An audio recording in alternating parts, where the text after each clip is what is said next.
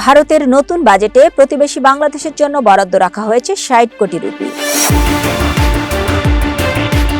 এই অনুদান মূলত উন্নয়নমূলক প্রকল্প, অবকাঠামো, শিক্ষা ও স্বাস্থ্য খাতকে সহায়তা করার জন্য পরিকল্পিত। ভারতের অর্থমন্ত্রী এক সংবাদ বিজ্ঞপ্তিতে জানান, দুই দেশের মধ্যকার ঐতিহাসিক বন্ধুত্ব ও সহযোগিতা আরও মজবুত করতে এই অনুদান দেওয়া হয়েছে।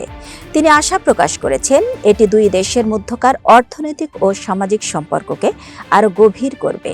বিশ্লেষকরা বলছেন, এই অনুদান কেবল আর্থিক সহায়তা নয়, বরং দ্বিপাক্ষিক কূটনৈতিক সম্পর্ককে শক্তিশালী করার একটি পদক্ষেপ।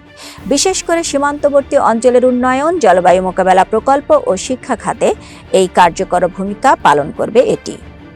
বাংলাদেশ সরকারও ইতোমধ্যে এই অনুদান গ্রহণের প্রশংসা করেছে এবং ঘোষণা করেছে যে এটি দেশের বিভিন্ন গুরুত্বপূর্ণ প্রকল্পে ব্যবহার করা হবে। পাশাপাশি দুই দেশের ব্যবসায়িক ও বাণিজ্যিক সহযোগিতাকে আরও উৎসাহিত করার উপরও জোর দেওয়া হচ্ছে।